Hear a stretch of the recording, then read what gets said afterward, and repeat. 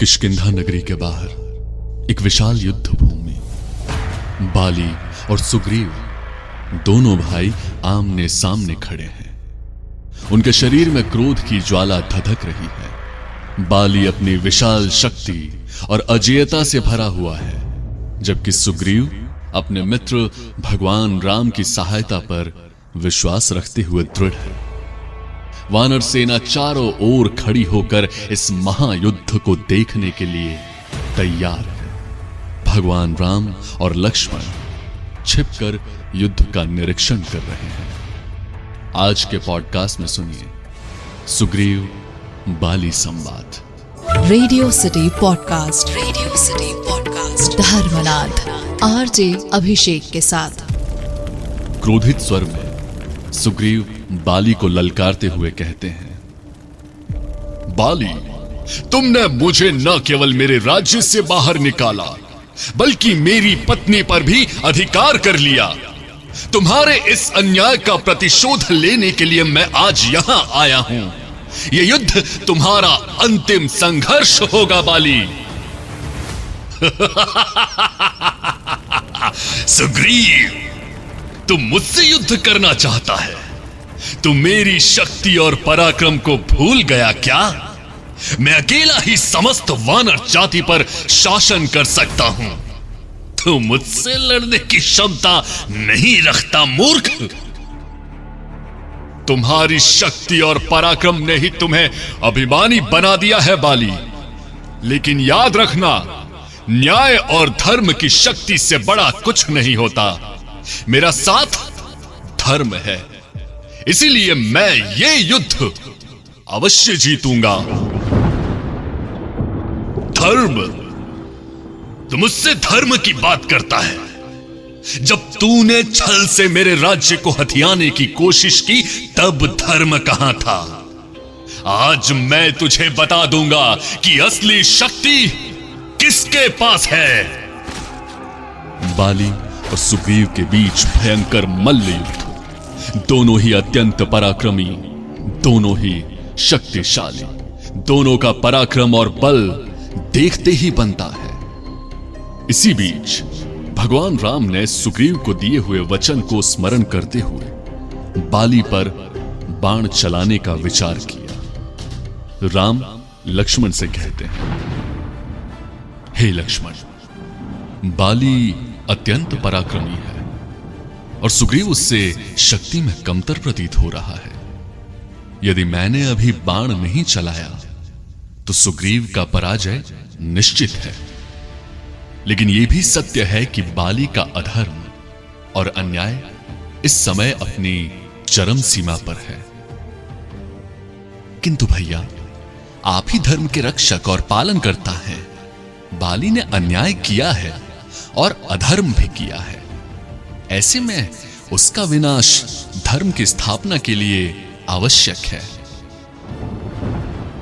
भगवान राम अपनी धनुष पर बाण चढ़ाते हैं और बाली पर लक्ष्य साधते हैं, किंतु मन ही मन विचार करते हैं, हे परमपिता परमेश्वर, यह बाण धर्म की स्थापना के लिए छोड़ा जा रहा है। कृपया इसे सही मार्ग पर ले जाएं और अधर्म का नाश करें। भगवान राम बाण छोड़ते हैं जो बाली के वक्ष स्थल पे जाकर लगता है। बाली धराशाही हो जाता है। सुग्रीव हर्ष और विस्मय से मिश्रित भाव में दिखाई देता है। बाली को देखते ही उनके हृदय में गहरा दुख उत्पन्न होता है। वो तुरंत बाली के पास जाकर बैठ जाते हैं। बाली अपने अंतिम क्षणों में राम को देखते हुए कहते हैं, कौन मुझ पर बाण चलाया? राम, तुमने मुझे क्यों मारा? क्या ये उचित था? हे बाली, तुम्हारा अंत समय निकट है। मैं जानता हूं तुम बलवान और पराक्रमी हो, परंतु तुमने धर्म का पालन नहीं किया। तुमने अपने ही भाई सुग्रीव के साथ अन्याय किया, उसकी पत्नी को छीन लिया। तुम्हारा अंत अधर्म और अन्याय का फल है।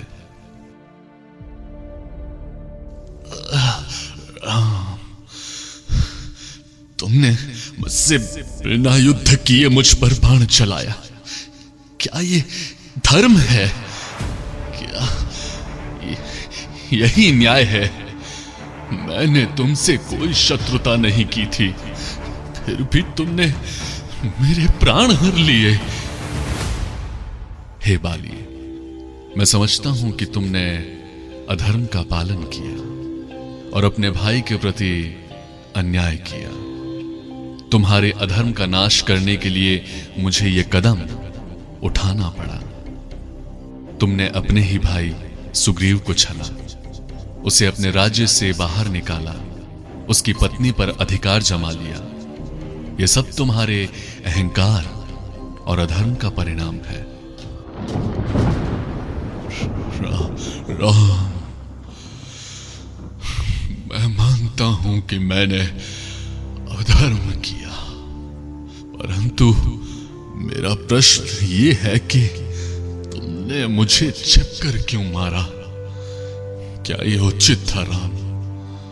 तुम तो धर्म की स्थापना करने वाले पुरुष हो, तो बताओ, क्या यह धर्म के अनुसार था? हे बाली, तुम्हारे प्रश्न का उत्तर सरल नहीं है। तुम्हारे अधर्म और अन्याय को समाप्त करने के लिए मुझे यही उपाय अपनाना पड़ा।